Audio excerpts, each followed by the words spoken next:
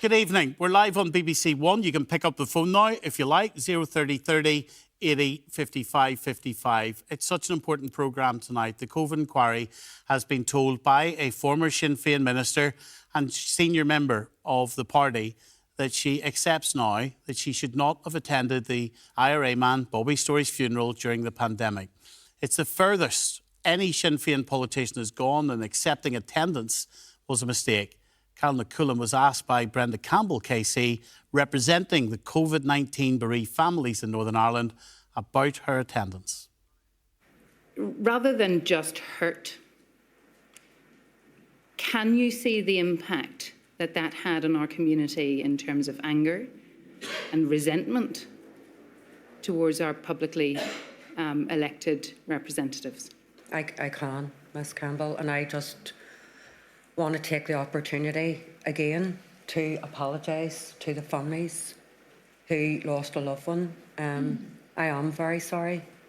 I absolutely do see the impact. And I also recognise that people were more than angry.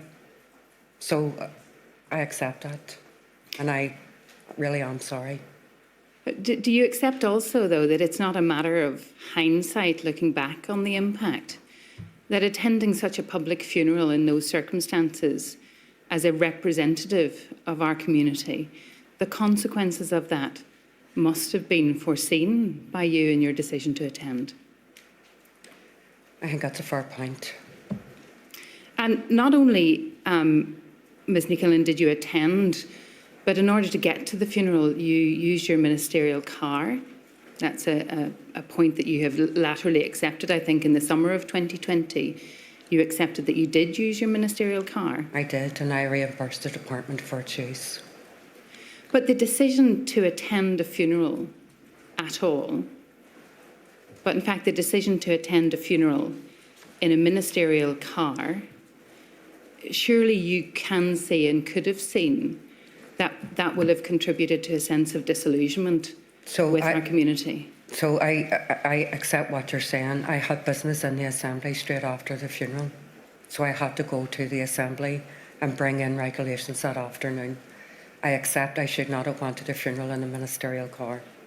Well, is it further than that? Do you accept that you should not have gone to the funeral at all, given your role as a minister for our communities? I can see the hurt and the anger, and I accept that now. Yes, I do. Well, Brenda and Jennifer are with us tonight. They lost their mum during COVID. Sam McBride from the Belfast Telegraph is here tonight. Jonathan Buckley from the DUP is here tonight. Do you think that apology is significant? I think it is significant in the fact that it is the first Sinn Féin politician to go on record to apologise for attending the IRA funeral of Bobby Story. And, you know, this week in particular has brought into sharp focus for many of the bereaved families, the huge impact that the events during COVID had on their life and continue to have to this very day. So on reflection of the comments by Carol McCullen, she openly admitted that she was going from the Bobby Story funeral back to the Assembly to lay regulations. Those were COVID regulations. Those were putting further restrictions on people in our communities.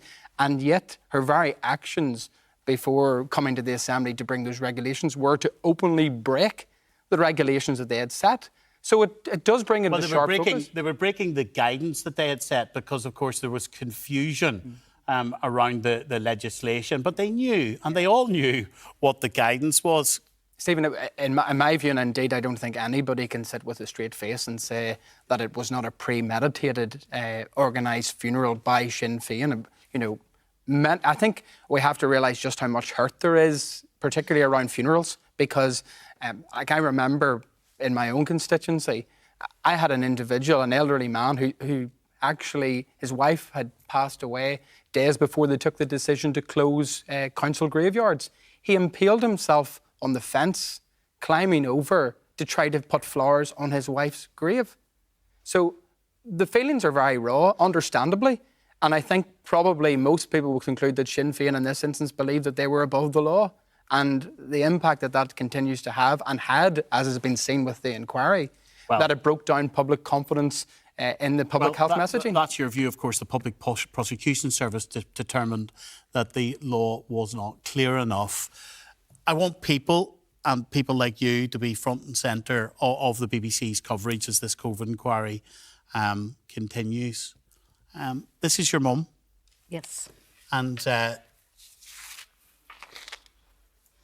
Ruth Burke. how hurtful was it when you saw that funeral? You lost your mum during COVID. Yeah, Mum was one of the first to die of COVID. Mum died on the 24th of March 2020.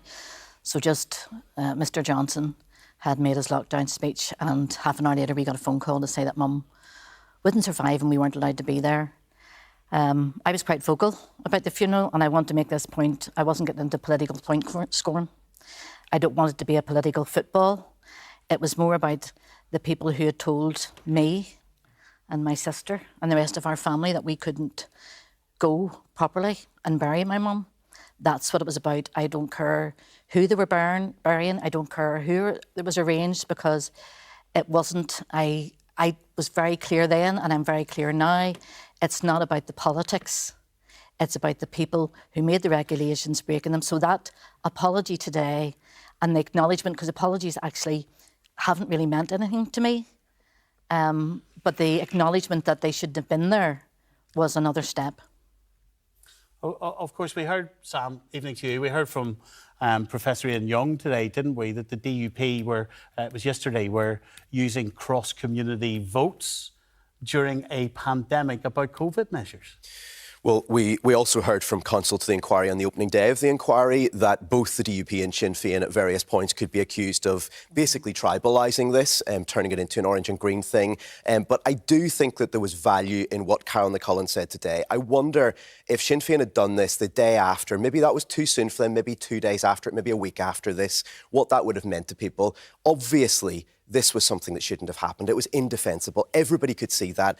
And yet we had this charade. We had people being attacked for questioning it. And I think it was significant that there was a very contrite tone from Carol McCullen. The question came from the counsel, the barrister for the families, for the relatives. This wasn't politics. This wasn't point scoring. This was somebody on behalf of the families. And she held her hands up and she said, look, I got it wrong. Politicians don't do that very often. When they do, I think it ought to be a point where we are able to acknowledge that, but also where other politicians see that and think, you know what, the next time I do something wrong, let's not spend ages pretending it didn't happen. Let's be open and honest with people about it. In using cross-community votes during a pandemic, did your party get it wrong? Well, I think anybody will reflect upon their actions. If, as a minister at the time, was it appropriate to use that particular mechanism? I think for Edwin Poots, and he speaks before the inquiry tomorrow, so I'll not preempt what he would say, but I don't think it's a fair characterisation to say that it was tribalised in the view that cross-community in terms of unionists and nationalists. I think we have to recognise that there was huge discord even among the very public as to how we should handle the COVID pandemic at different times. This in particular was about cutting short a circuit breaker as such. But Northern Ireland, by its very nature, is a cross-community, cross-party executive. It's very difficult at the best of times. So when it comes to decision-making, there has to be some form of consensus. We see with the London government and the Conservative Party, you know, there was huge difficult decisions and discord within their own ranks when it came to implementing different policies. So inevitably, that would happen in Northern Ireland. But certainly regret the narrative that there was it was tribalised in terms of cross-community. It's not narrative, it's either the truth or it's not. Well, that's what I'm saying. It's not true. Mr. Poots, it is my firm belief, acted upon what he believed was the facts and evidence that were set before him, and that it was about getting consensus. Jennifer, that's all you got from your Yes, that's mother? all we got. That's Mum's cross. And whenever Mum went into hospital, we had to take all her jewellery home. And the one thing that Mum wouldn't let anybody take off her was her cross. So the cross, when Mum died... Can I see it? Yes, you can. Stephen, you can open it. That's the way we got it, and it's in the tissue paper. But when Mum died, the cross, I asked, could we have the cross? I don't want... Will you take it out for me? Mm-hmm. And a nurse very kindly said she would get the cross, and she had to sterilise it and do all of those sorts of things. And in a lot of weeks' time, then it was delivered to me. And I suppose, Stephen, there's one thing that I'd want to say here, Jennifer, I'll let you take it out. you know, as a lay person, doesn't know anything about politics. I mean, you have to remember we're bereaved daughters here. And that's the thing about the Northern Ireland COVID Bereaved Families for Justice. We are bereaved families. You know, myself, Martina Ferguson, who are the two leads, are bereaved daughters. So this is all new to us. But one of the things, there's themes that are coming out, and one of the things for us is the political dysfunction.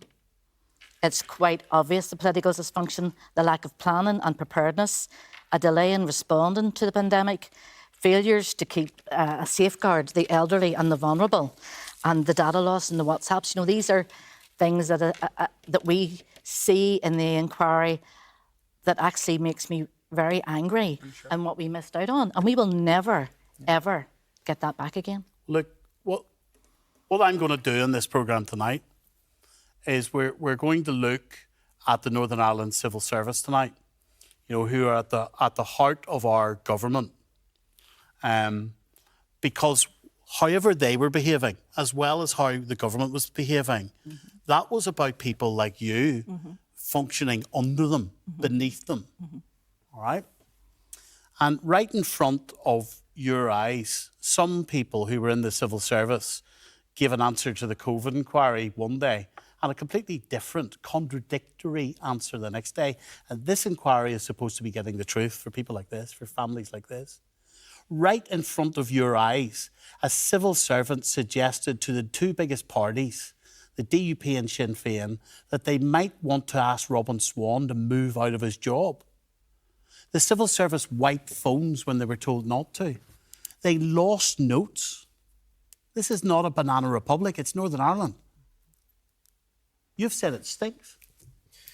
Well, Stephen, if you look at how the whole of the UK has been found wanting in some ways during this big inquiry process, they've been going to England, Scotland, Wales, they've now come to Northern Ireland. They've found problems everywhere. They found some of these difficulties with government by WhatsApp, messages going missing, people are wiping their phones at the end of the day or the end of the week or at the end of this process. So we're not entirely unique. We need to see this in some context. Where we are unique is that we had the RHI inquiry just a few years ago. We spent something like £20 million on that. It was a very rigorous process. It got a lot of uncomfortable stuff out there for the public. It really annoyed a lot of people. And we were told that a lot of this stuff about not recording minutes of meetings, about not recording who took a decision, whether a decision was taken, what the impact of it was, that had been stopped, that had been dealt with. We were told that had been fixed. And here we find it's just being done in a slightly different way.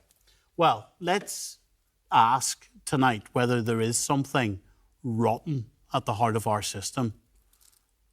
Let's ask whether something is so rotten that they didn't care enough about protecting information on behalf of the likes of the two people who are sitting here, distraught that relatives have died and wanting the truth about how their government actually handled the pandemic. Or are they dedicated teams of people, short-staffed, under pressure, who just so happen in the civil service to lose things? Now, I'm asking these questions on behalf of people who lost their loved ones, who are demanding the truth. Just lay it all out. Things can't get much worse in this country than they are. I mean, we deserve better. The people of Northern Ireland deserve better than this. It's a lady who lost a relative. We intend tonight to set out some of the astonishing revelations from the COVID inquiry so far. Before we do this, this is the current head of the Northern Ireland Civil Service, Jane Brady. We should tell you that her strategy is to refuse to answer key questions to the media, including about public safety, by insisting that the Northern Ireland Civil Service won't answer them while the COVID inquiry is sitting in Belfast. Now, that includes questions as to whether citizens' lives are at risk because information's been lost. A total block on answers, even when it's a question about risk to public safety. As the COVID public inquiry is currently taking evidence in Belfast, the Northern Ireland Civil Service will not be commenting at this time.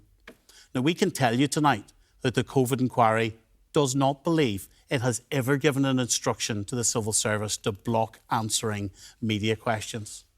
So tonight we lay significant questions out in front of you all in Northern Ireland.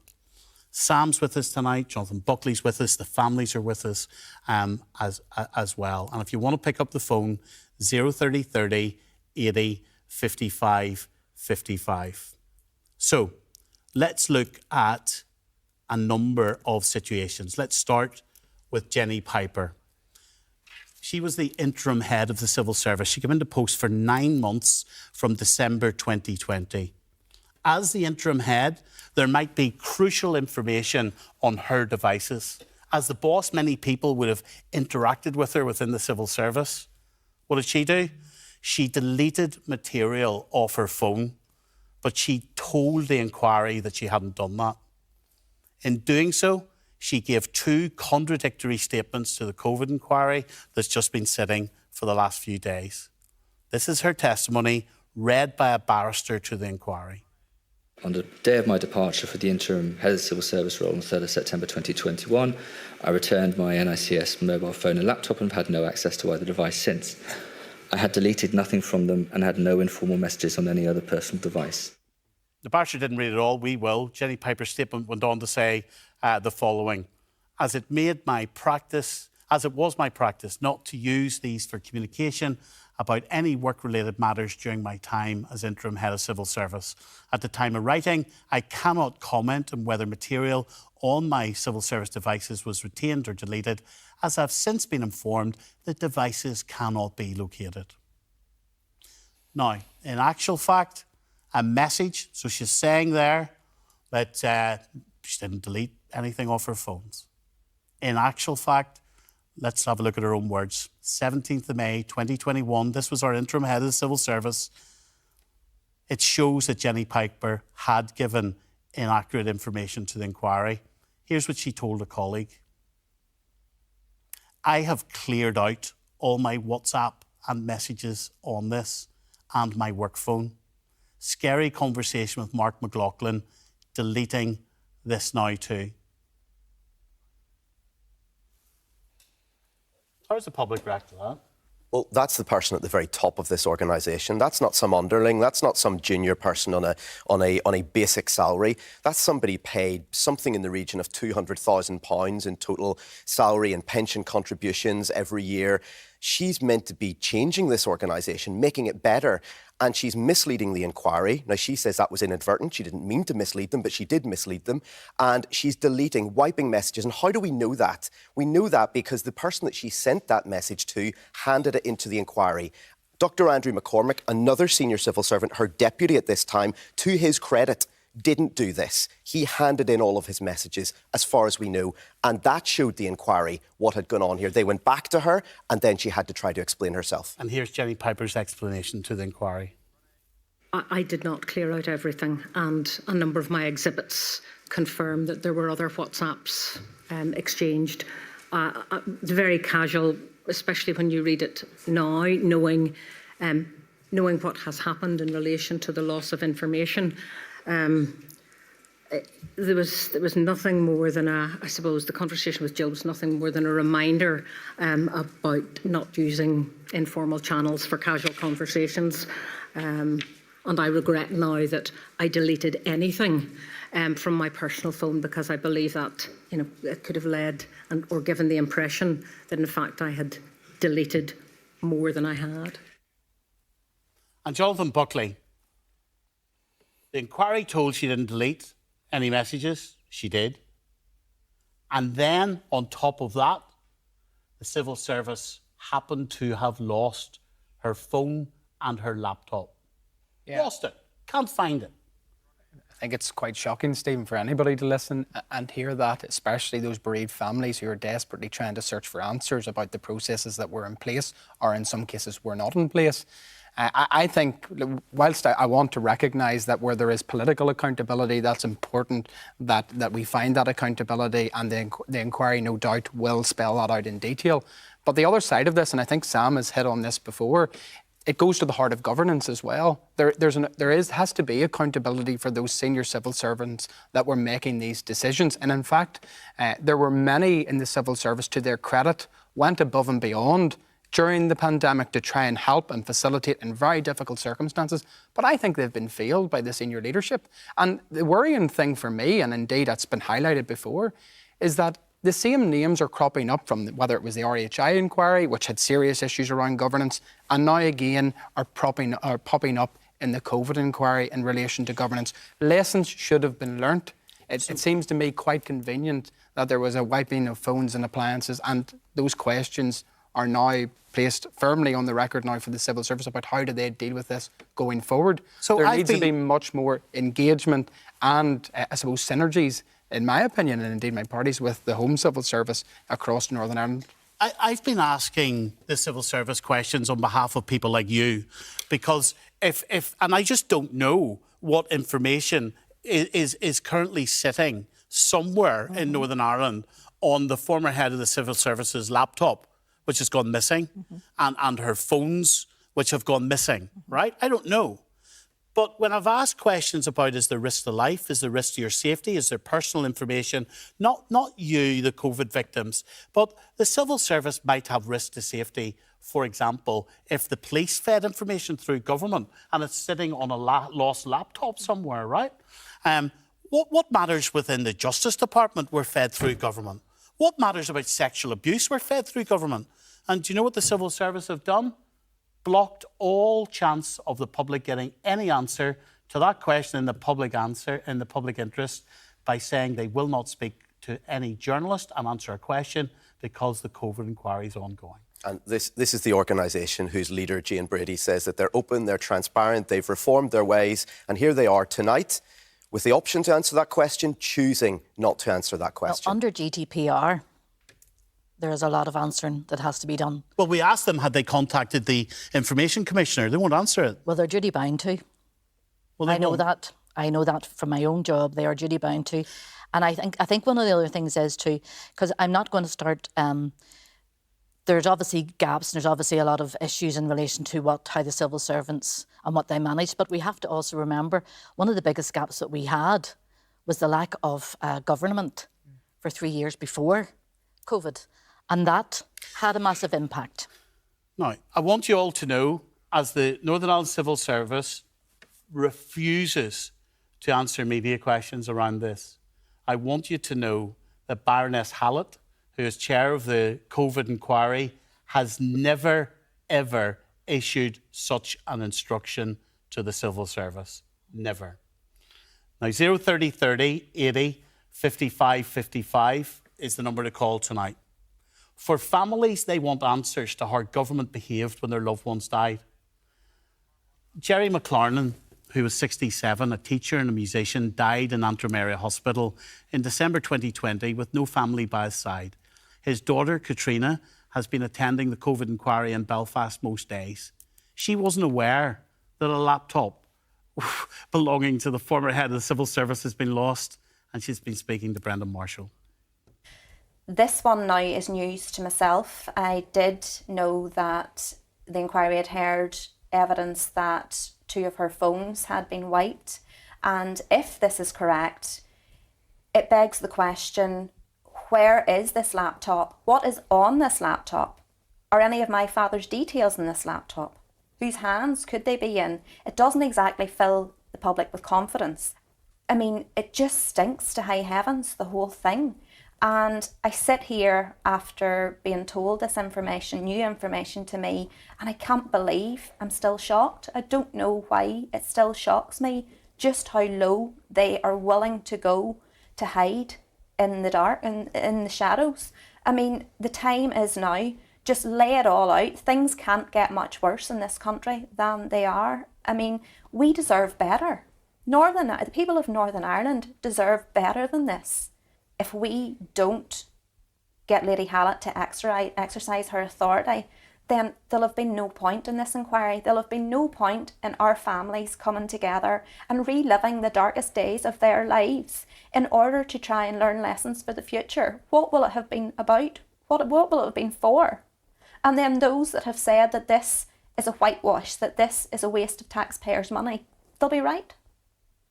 The possibility of your daddy, Jerry, that his information might be on this laptop, and it's just been It's just disgusting. He was a human being. He wasn't COVID victim number whatever.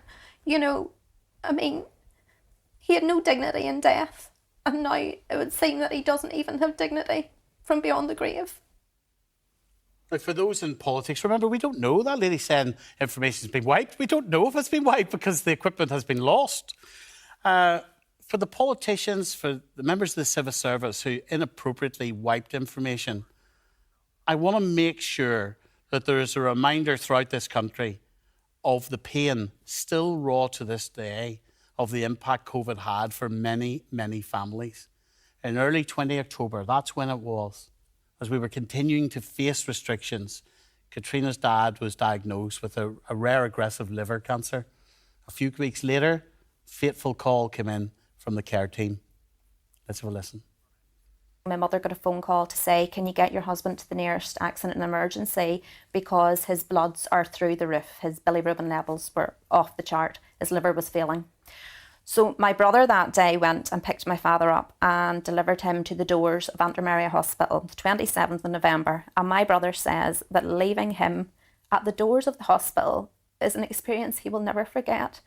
My daddy got out of the car with his wee overnight bag and looked back at my brother like a little schoolboy lost. And that was the last time any of our family saw my father. He died alone, having contracted COVID, having been moved wards 3 times in Antrim Hospital, and he died alone and scared. No nurse holding his hand. He was found dead. We don't even have a time of death on the 23rd of December. You and your family were able to have chats with him. Do you remember having a chat with him? Do you remember what you'd said to him? Or it was so surreal because we were all so scared that we would use up his energy and his oxygen. And it was literally 20 seconds of, I love you, I'm so sorry, you're so sick, because I didn't want to say the words to him that you're dying.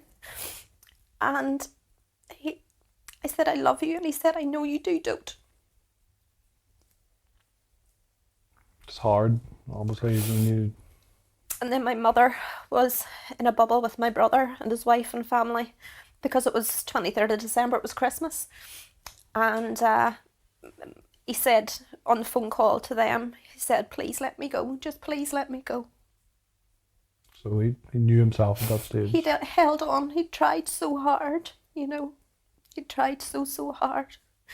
And we were talking about me, we got a dog at the same time, and my mum and dad got the sister of our dog, and now I'm obsessed with watching doggy videos on YouTube and stuff. But there was one on that I watched and it really got me. It was one of these celebrity vets, and they said, you know, when it comes to the end of your dog's life and it's a kindness to put them to sleep, don't leave them, because their eyes will look for you until the minute their eyes close. And I just can't believe in modern society that we were forced to do that with my daddy, with our parents, our loved ones. You know, it's cruelty beyond belief. And the trauma caused by the restrictions continued beyond the hospital walls as the family laid Jerry to rest. I remember being in the chapel of rest and just looking at this box and thinking, what even is in that box? And the thought that my daddy, who was fresh shaven 5 days a week, 6 days a week because you had to count a Sunday, and the smell of aftershave would have hit you when you opened the back door of the house. The thought of him lying double bagged in a body bag in a dirty hospital gown, and that was how he was laid out, and that was how he was going to be for eternity. You know, that's an image that will never leave me. So I had to just sort of shut it all down. It was as if I was at a stranger's funeral, because it wasn't what he deserved. We had our own politicians attending funerals during them times when I suppose the general public was advised not to do that. That must be hard hitting. That cuts like a knife. Yeah, lucky them. That's all I can say, you know. And from my perspective, public confidence was just destroyed from then on in, you know. How they sleep at night, I'm not quite sure. There's been a few things that have come out of the COVID inquiry in the public eye in the last few days. Some of what there's been notes that have went missing. They've now been found. They've now been handed into the inquiry. We know that phones belonging to ministers had been wiped. I mean, does that give you any confidence at all, or how does that help? Any healing, if any? I mean, it's farcical, if it wasn't so sad. Really, the feeling within the group was that this was going to happen, and sadly it has.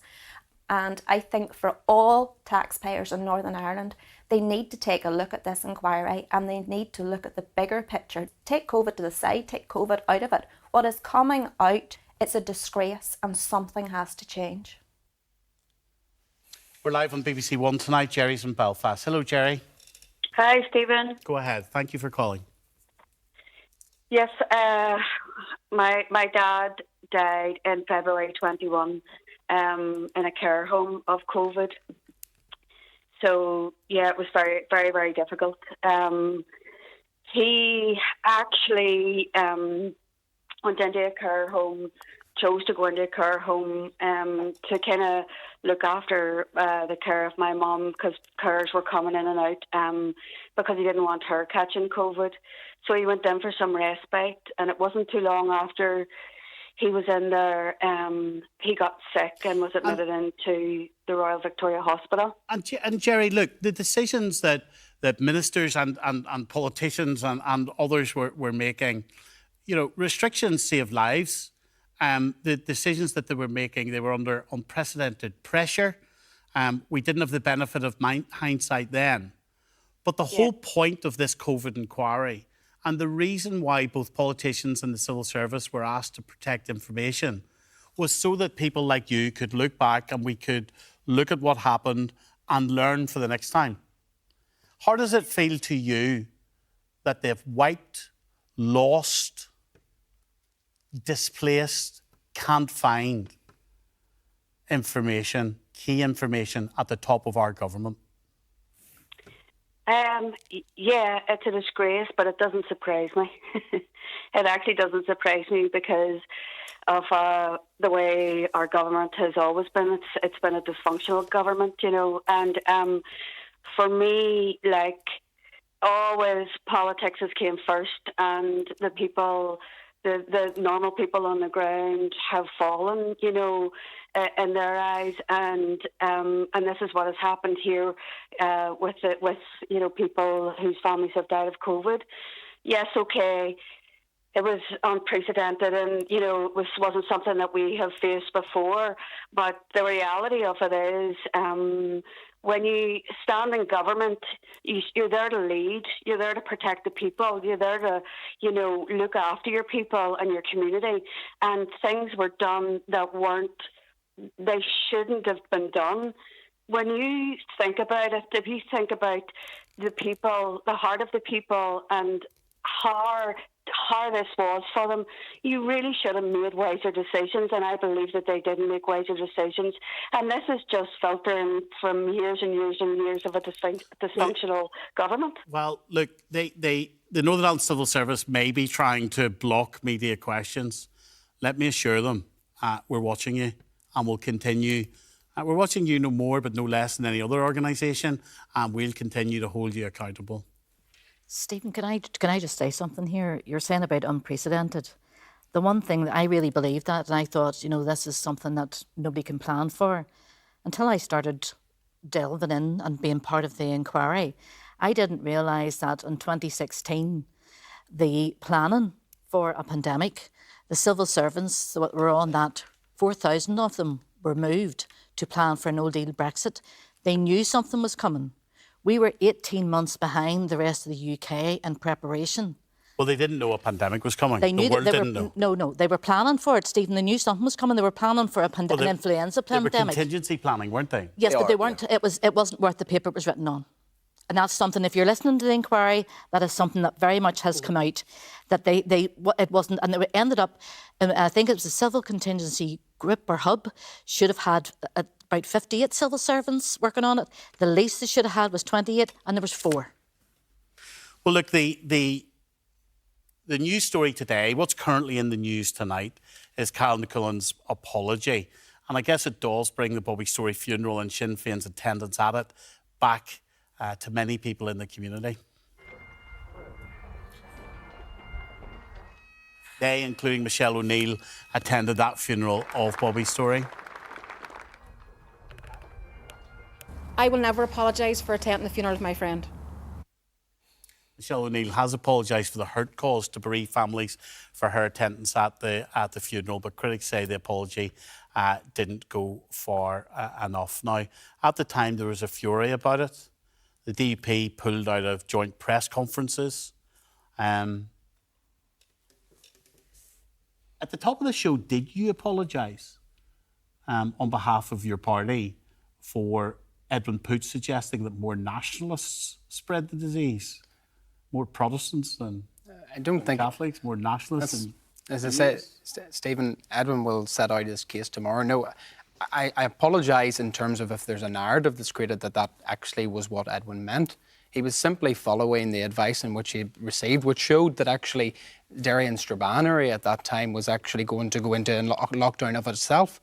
I think what he was trying to outline was, this was actually post-Bobby Story funeral, don't forget, was that local communities take their lead from their political representatives. And in this case, the lead party for nationalism was flagrantly in breach of the guidelines that they themselves set. What standard would that have set? I want to get under the bonnet of Northern Ireland for you, because I know that lots of you, like I'm watching 3 and 4 and 5 hours worth of the inquiry testimony every night on the YouTube channel, and sometimes texting Sam to say, where is this note and where's that note?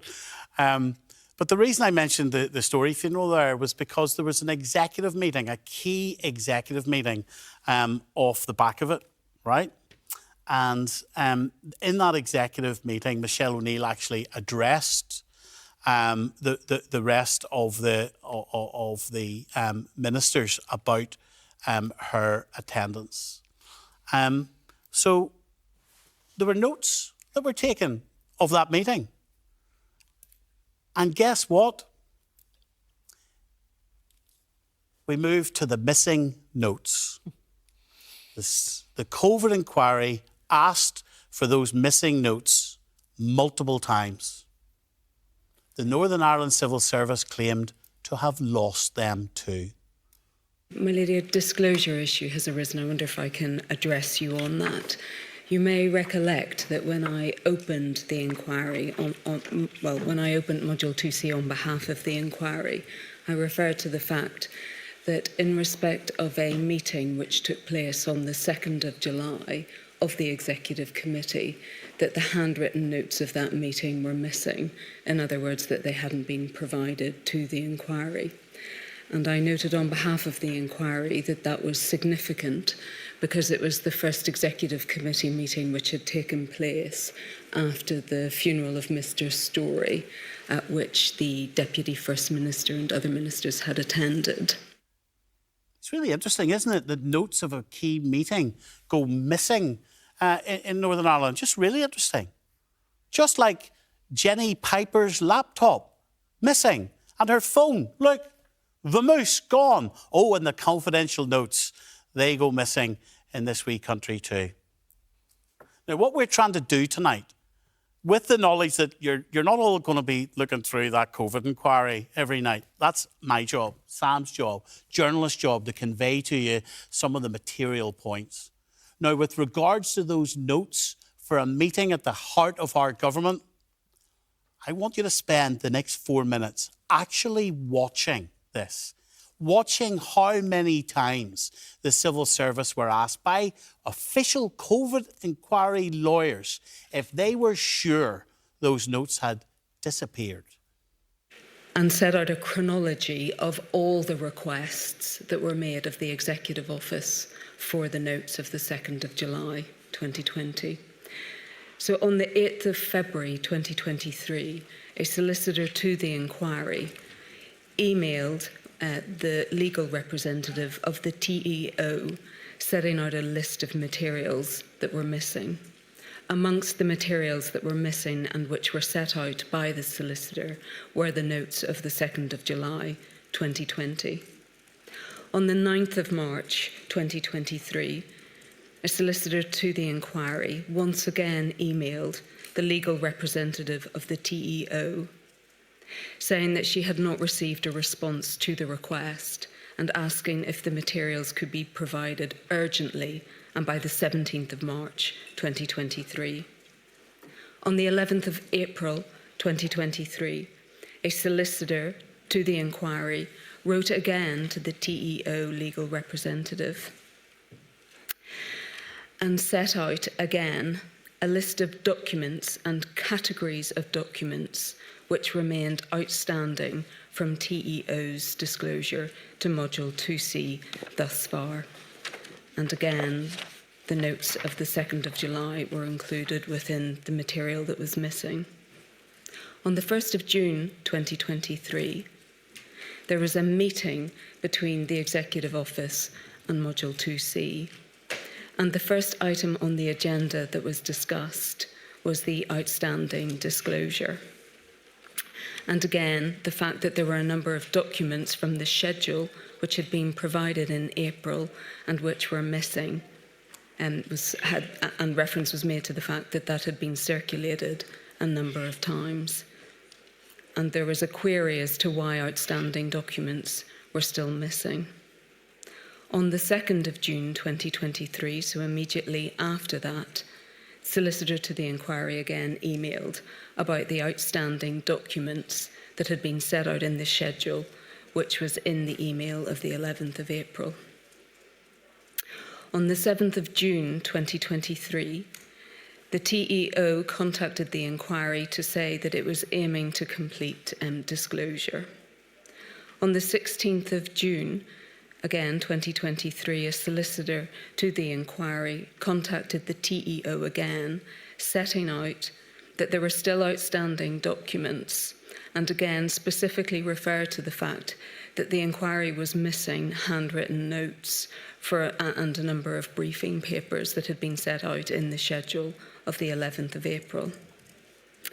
On the 20th of June 2023, the TEO contacted a solicitor to the inquiry to set out that a number of outstanding items had been uploaded to egress.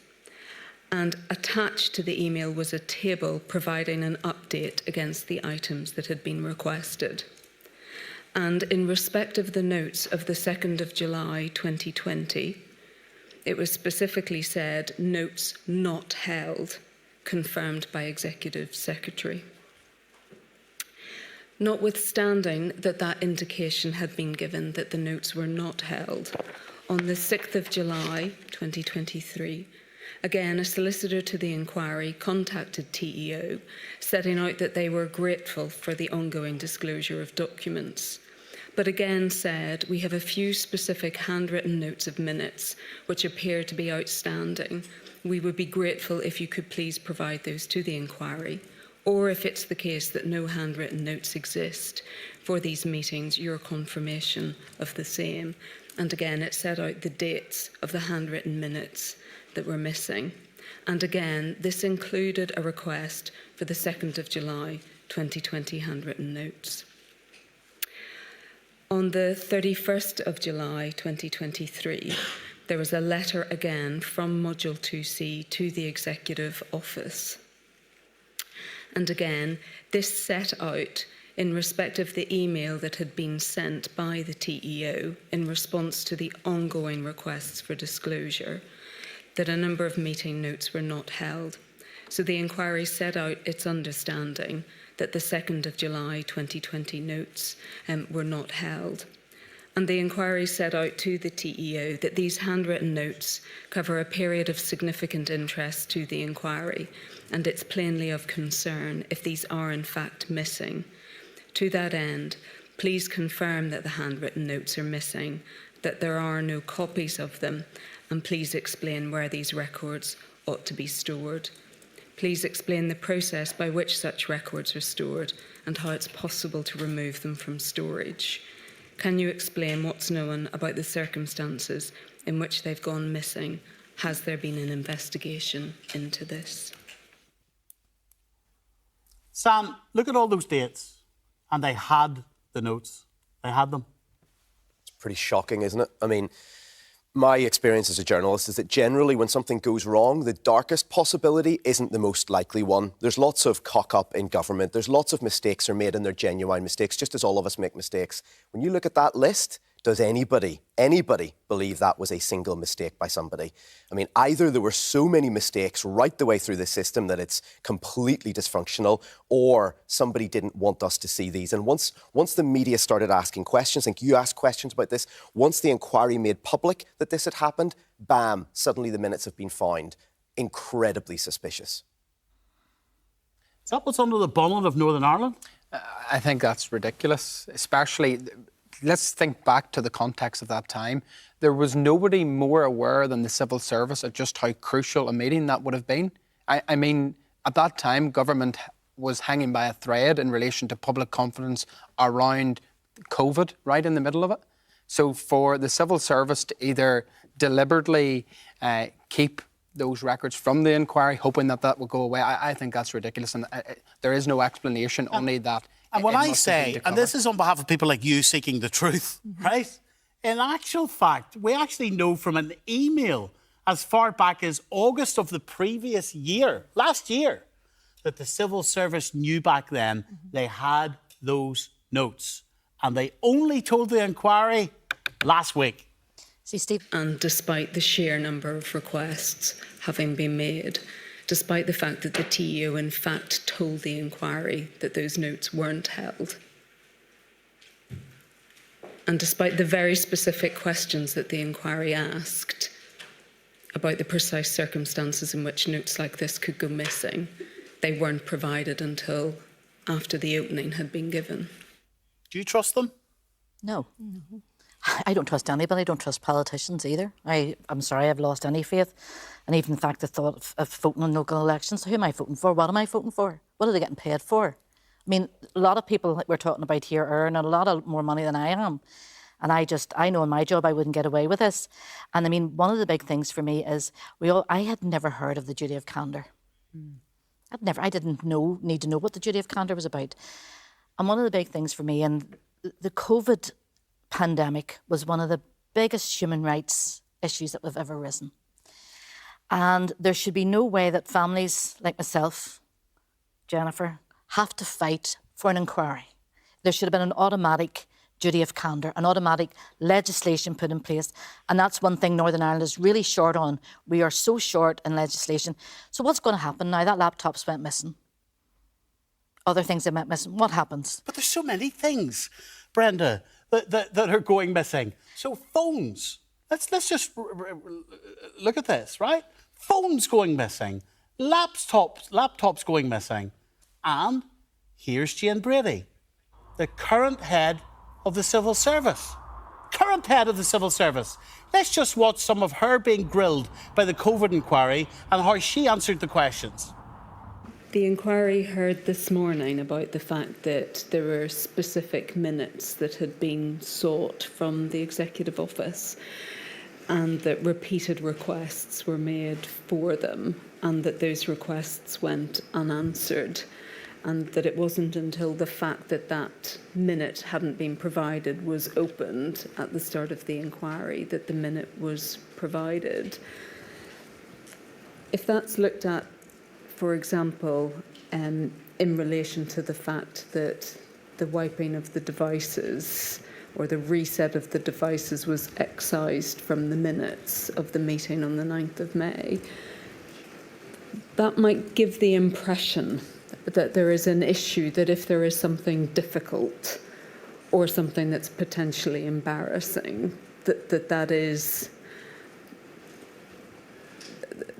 rather than being transparent about it or open, that steps are taken perhaps not to reveal in the hope that maybe the issue will go away. That's certainly the impression that might be given. Do you have any view on that and whether there is a wider issue potentially within TEO around those sorts of issues? I can see how the pattern of events compounds to draw those characteristics on that specific issue. For me, there are three particular areas of concern. First is when the disclosure happened, why were not all items disclosed, not just the formal minutes, but actually the handwritten minutes as well, which is that first aspect, which is a concern about what was the understanding of the areas to be disclosed. The second piece, which is I guess inexplicable, is why was the full set of available notes not provided, and why were some lost as part of those areas? Inexplicable. Jane Brady, I know you've ordered an investigation now. This is happening on your watch. For members of the public who have the perception that the whole sequence of missing and wiped items stinks, do you think you're not scooping ice cream up there? You're not a junior member of staff. You are the most senior person in the civil service. Do you think, in the minds of the public, the perception they have of your organisation is that your organisation passes the smell test about missing phones, wiped information, different answers to the same question? Help us reassure the public. Now, next, the whispers to remove the health minister.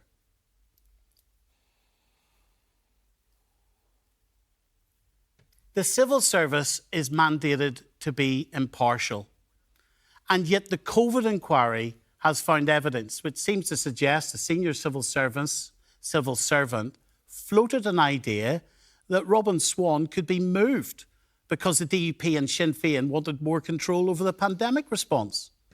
This civil servant was a guy called Hugh Willis. Here's what the COVID inquiry found he had said. There would be more radical options, but I presume that they aren't palatable. For example, asking Robin to take a different portfolio for the duration. They would have to make a tempting offer and putting a Sinn Féin or DUP minister in. Now, the Northern Ireland Civil Service, of course, they won't comment on that because there's a COVID inquiry. Is that what civil servants are supposed to be doing? It doesn't sound like it. I think that we should be very forgiving of civil servants and ministers and politicians who made honest mistakes here. They faced a hellish situation. Any of us would have made awful mistakes here. Most of them were trying to do the right thing and they saved lives. But we should be unforgiving of anybody who tried to cover something up, if that's what happened, or through really gross incompetence has lost this key information that could help save lives in the next pandemic, perhaps. That ought to be a massive disciplinary issue, and yet I haven't heard a whisper of discipline for a single civil servant. Was your party in any way trying to get rid of Robin Swan or put pressure on? Absolutely not. I think this, for me, is very concerning from a political point of view. As you said, the civil service must act with complete impartiality, and to even float the suggestion of removing a minister, regardless of the party, I think is hugely concerning. We had another civil servant that said that politicians should forget their constituencies, to that effect. We're public servants, but indeed also there's a duty upon civil servants to act in accordance with the wishes of those public representatives. I think that's concerning. I think we probably will hear much more about that particular point, but it's certainly something now that I believe can't wait to the end of a COVID inquiry. There's a lot that will happen at the end of this, but there's system failures within the civil service that have been identified in previous inquiries that have evidently still been carrying on during this one, and those need to be acted upon so that people, bereaved families and otherwise can prepare themselves and ensure that they have the confidence in government going forward. Jane's in Temple Patrick calling us live on BBC One tonight. Hello, Jane. Good evening, Stephen. Go ahead, very quickly for me, Jane. I would like to express my condolences and sympathy to those folk who appear to have lost loved ones so tragically through this COVID. And this inquiry tonight, this pandemic inquiry, has exposes the leadership failings, notes going missing, But whilst this was all going on, the DUP and the Sinn Féiners were at each other's throats. They weren't one bit concerned.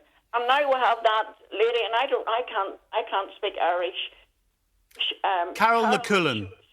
Right. She was a former Sinn Féin minister, and she went in the ministerial car to the funeral, and she regrets that now. It's too late for those people who weren't able even to see their dead bodies. It's dreadful, and this is the sort of thing that's going on. And then the politicians were sending out conflicting messages. Arlene Foster sent conflicting messages. Jane, thank you very much indeed. Thank you. We've talked so far about messages about phones going missing at the hands of the civil service, but for some of the phones that didn't go missing, well, they were wiped. Sometimes by politicians, sometimes by the civil service. So this is on top of messages being deleted and things. Some of the phones were completely wiped. The COVID inquiry told them not to. Michelle O'Neill from Sinn Féin wiped her phone. Thank you. I think that it sets out that, in fact, her device, and I'll come to the specifics, that it had been wiped prior to her returning her devices. Is that correct? That's correct. She said through her solicitor she didn't use her civil services devices for WhatsApp or informal communication on pandemic matters. In 2023, her devices were wiped, as she described as the normal practice. Arlene Foster at the time handed her phone back, but it was wiped by the civil service, and they were told not to. Well, also, both of these people were using other phones to communicate, because we know that Jenny Piper says she was texting Michelle O'Neill. So if she's using her personal phone, which is less secure, more vulnerable to hacking, all sorts of problems with that. If she's using a personal phone, it means that she controls the information. That's quite attractive for some politicians, but it's vulnerable for the rest of us because they're sharing our information, potentially, information that is public in nature. Arlene Foster said she never used her civil service phone, so it was wiped, but there was nothing on it in terms of these informal WhatsApp messages. She used another phone for that. So what has actually changed from the RHI inquiry? Arlene Foster went through the RHI inquiry. She was at the heart of it, and yet it doesn't seem to have made much impact on her. Stephen, these were some of the questions I actually asked in the Assembly about a month ago in relation to WhatsApp messages, particularly around the planning and organisation of Bobby Story's funeral, because we would imagine there was communication and organisation from Michelle O'Neill to attend. There was communication, as was pointed out in previous shows by you, with the PSNI. So I'm also very keen to hear about what accountability mechanisms there is for the PSNI, who were involved to facilitate that funeral at that time. OK. Jonathan, Sam, thank you for coming in. Thank you for coming in. Stephen, can I finish off with one wee thing? Mummy's poem? Please. I will do on the radio in the morning. Will that be all right? Okay, Just because we're on telly, I promise you in the morning. Is that okay? Yeah. I promise. Okay. Thank you for coming in. Thank you, Stephen. Now, finally, to the Northern Ireland Civil Service and our politicians here, many of you hard-working, decent people, many of you full of integrity. Stormont is much more than a building to all of us. It is the towering message that democracy might just work here. And the more people who believe in that, the safer we all might be. So when you lose things, when so many things go missing, when so many things go wiped, when so many devices we can't find, how do we know we can trust you? Please reassure us.